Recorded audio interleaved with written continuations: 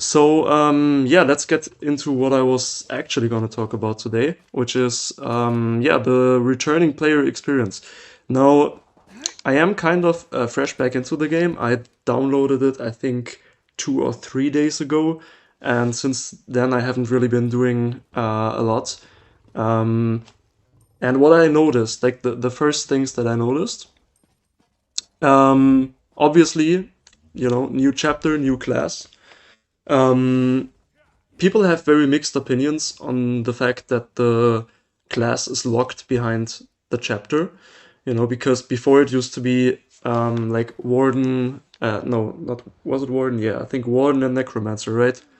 You had to buy those separately, but you didn't have to buy a full chapter to get them. And now I guess people are kind of upset about the new class being part of the new chapter.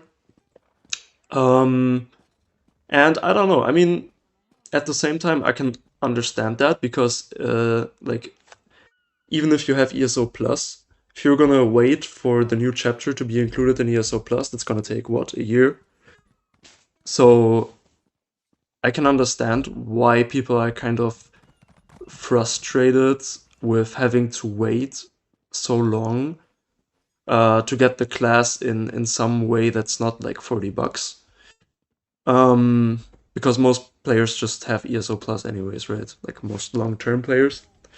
Um, but at the same time, if you do buy the new chapter anyways, because you wanted to buy it like for the zone and to be able to explore it earlier than next year with ESO Plus, um, then I guess you're kind of getting the class for free if you look at it in that way, like right, like it's extra content of the chapter. So I'm kind of divided on that whole discussion myself. And yeah, so I feel like with the new class, like the way they implemented it it has upsides and downsides. Um, and I feel like it's definitely not the worst thing they did. Okay, so that's like I feel like people are maybe overreacting a little bit to the way that they implemented the class. And also, like, just speaking about the power level, just from a perspective of me, who's primarily a solo player. So I'm like soloing group content, like, veteran dungeons and so on. And from that perspective, the class just doesn't seem that great, anyways.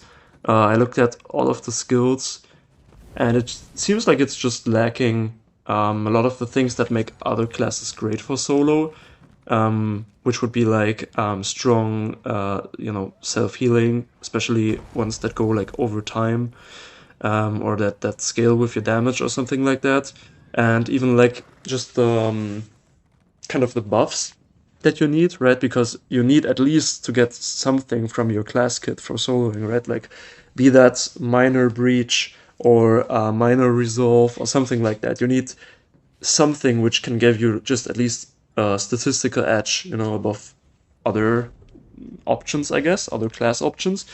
And so, yeah, I don't really think I haven't tried it out for a solo build. I didn't take the time to like level the new class and put a build together, solo build for it. But I just feel like the potential is quite limited. However, I'm not gonna judge it before I actually tried it, so I'm just giving you like my first impressions right now um, about that class from a solo player's perspective. Keep that in mind. Like, I'm not the biggest group content player. I'm not doing trials regularly and stuff like that.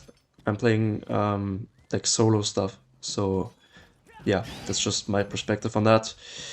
And then yeah, a few other things of like the controversy. Um, the time that I left was exactly around the most controversial change they ever made, or like the most controversial update, which was update 35. And yeah, so let me start by telling you how I felt about the update when it was coming out back then. Um, because I think you can also kind of hear that sentiment from me in my old YouTube videos. If you just go on my channel and look at my videos from like a year ago, I was pretty positive about the update. And a lot of the things that I was positive about, I'm still happy about. Like, for example, the changes they made to the to dots, like increasing the duration of many dots, making the non-sticky, no, not ground-targeted dots, making them tick only every 2 seconds instead of every 1 second. I think those changes were really nice, just from like, if I say convenience, it sounds like like a casual player or something. Like I want to just be able to do well without having to put in the work. But I think it was just kind of unnecessary how often you would have to reapply some of those abilities.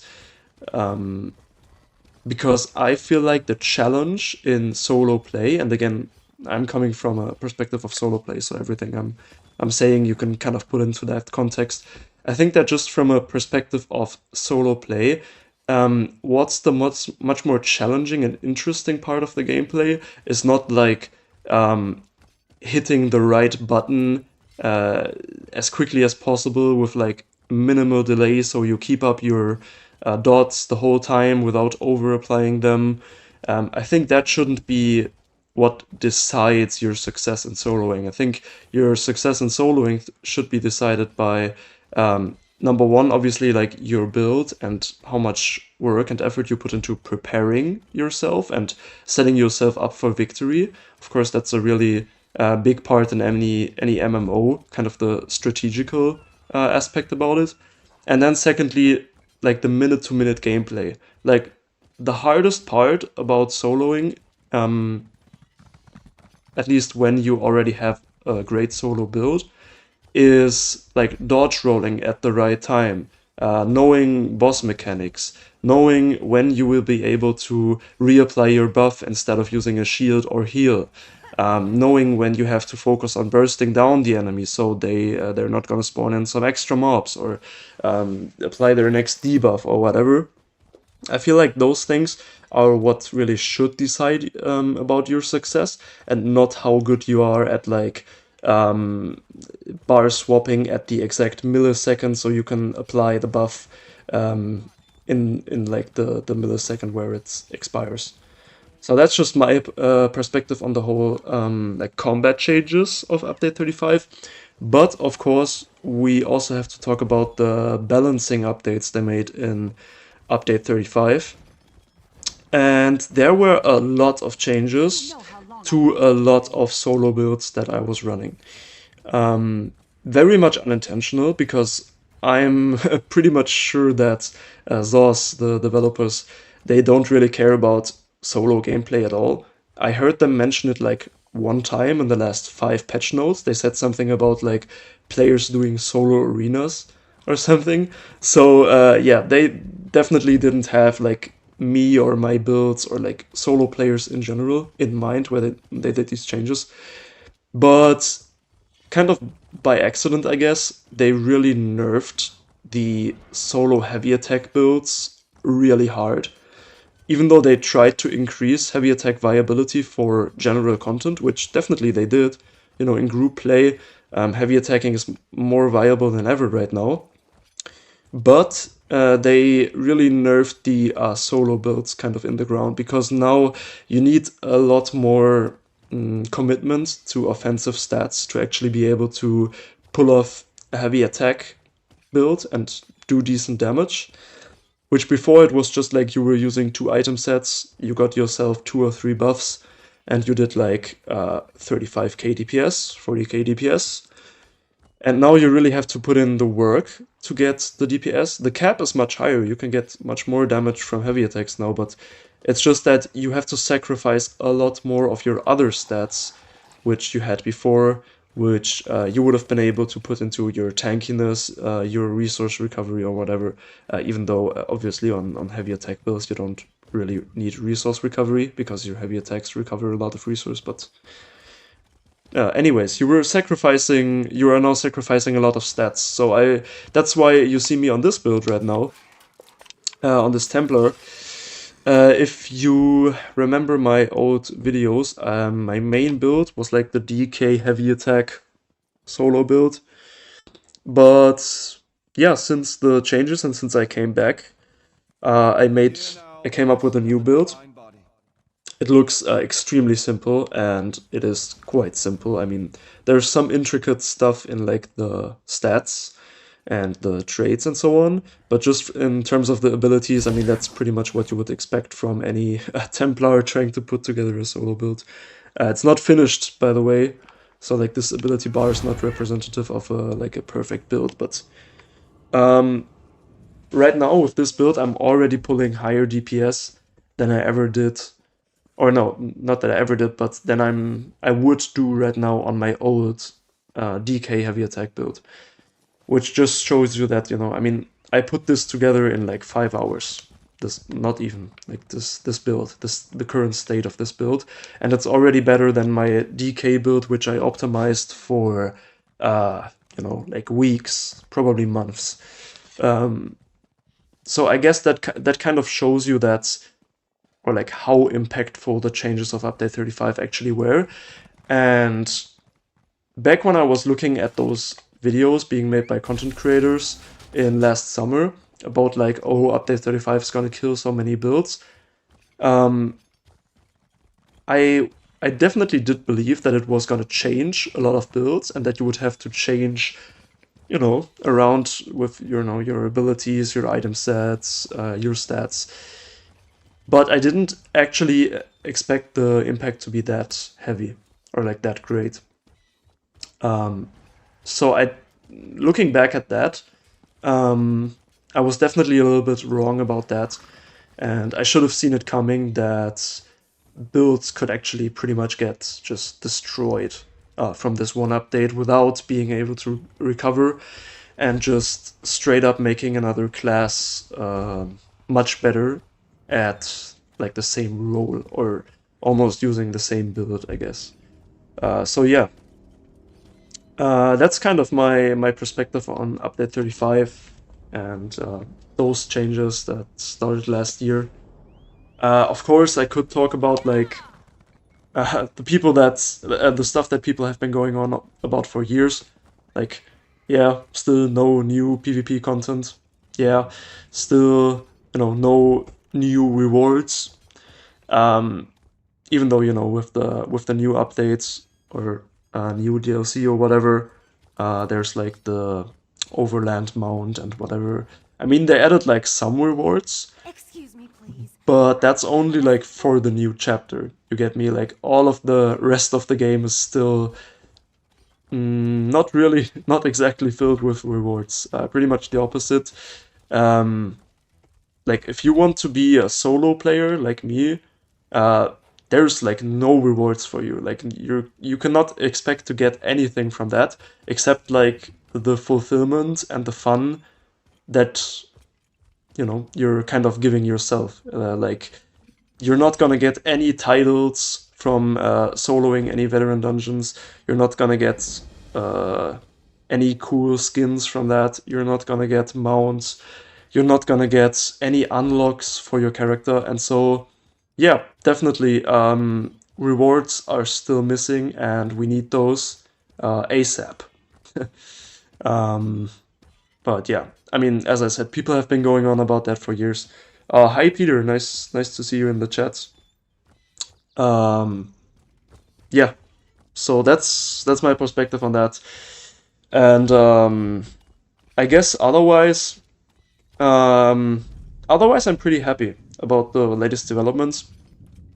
I think the new class, the Arcanist, looks great, has interesting abilities, even though, as I already said, I don't think it's that amazing for solo play or anything like that. But it's cool. I like it, and I did still play update like 35 and High Isle back when that came out last year, and I've been exploring it a little bit more since I got back 2 days ago. And yeah, I have to say, High Isle was also like the area, like the what do you call it? Like the map, the zone. It looks amazing. It has interesting quests, interesting NPCs, and I think just a lot of the changes they have made in the last year were actually positive, and I think that's why they have been steadily gaining new players since then. But I also do think we should not forget about the problems that they haven't been addressing for a super long time. As I said, PvP content rewards, and encouraging players to participate in endgame activities. But I feel like the direction they're going, at least in terms of the general content that they're adding in those other areas, they're going in a pretty good direction. And if they would just wake up right now and have the realization that they should probably add like a, open world PvP or something else for players who haven't been getting anything cool in the last 5 years. Yeah, if they would wake up and realize that, I think they could kind of turn around on the spot and make this game like much more popular again. Because obviously, even with the rising player numbers in the last year, the game is still, very much behind bigger MMOs like, Lost Ark or, WoW, obviously, Final Fantasy, obviously, and stuff like that. So there's still a lot of potential for improvement, and some of the changes they have made in the last year were pretty detrimental. To builds, especially, some builds got completely wrecked, as I was talking about. But yeah, in general, my perspective is positive for the game. I have enjoyed it very much since I came back 2 days ago. I especially enjoyed connecting again with all of the people I have been playing with before. And I'm really, really, really looking forward to connecting with you guys again on YouTube and pretty soon on Twitch as well. But yeah, I'm gonna tell you about when that's ready. But I'm really excited to make videos again, to make streams again. I'm not very sure yet on which I'm gonna focus more, like streaming or making videos, because streams are like more fun to me, definitely. Because like putting together a video is like literally work. Like I'm sitting down, I have to go to like a specific place to record a specific footage while playing good enough to show it at least, and not make any major mess ups. And then I have to like edit the video, add audio, cut the audio. Before all of that, I have to write a script and so on. So like making videos, it takes me about 10 to 15 hours, I would say, to make a video. Whereas with a stream, I can just hop on like right now, and there you go, there I am. But yeah, I do see like the value of videos. I do watch videos much more than I watch live streams myself. So I will try to push out as many videos as I can, and obviously I know that's also like good for the algorithm and for people to kind of discover my channel. So yeah, but we're gonna see about all of that. I don't want to commit too hard yet, because last year I had like this situation where I was like promising almost too much. Like I was saying, okay, next week you're gonna get the build video, and then next week it didn't came out because I had some stuff to do in real life and so on. So yeah, I don't want to like put up a schedule or anything right now, but I will try to be active and give you guys the stuff that you would like to see. Just today actually I read like a comment from one of my older videos, which was quite recent actually, the comment, and asking about like my old solo build and kind of how that held up. And yeah, I'm gonna publish my first new video most likely tomorrow. Not 100% sure on that, but I'm pretty sure I can make it tomorrow. And that's gonna be about soloing, kind of the state of solo in ESO right now, and what has changed, but also just in general, like how it is right now, how you can solo in general, and kind of helping you get on that path. Because I know that a lot of my viewers, I read this in my comments, especially last year, people were saying like, oh, that looks cool, and yeah, I've been trying to do some solo stuff myself, and things like that. But still, the solo community is like so small in this game. If you search on YouTube for like solo content for ESO, I'm like one of the first channels that pops up, and that means a lot because I'm like a really small channel, and that just goes to show you that there's not a lot of content creation in the solo realm, and there's just not a lot of not a big player base there either. So, I mean, soloing is my passion. So what I'm gonna try to do moving forward with my videos is be a little bit more introductory and help people who maybe don't have any experience with soloing yet, or just were thinking about it, find it interesting, or people who are already soloing but they want to get to that next level, like soloing veteran dungeons, or maybe looking at even soloing a trial boss or something like that. Um, then yeah, I want to help those kinds of people of you. And um, what I kept saying in my old videos as well, like if you want to get in touch with me, the best way to do that is probably just to add me in ESO as a friend. It's just at dwatch on the ESO EU PC server if you're there. You can literally just add me as a friend. I still have a few spots open in my friend list, and just message me like in game because that's where I'm just honestly most likely to answer. Um, but of course, if you're not on the EU PC server, you can just write me a comment on YouTube, or reach out in any other way.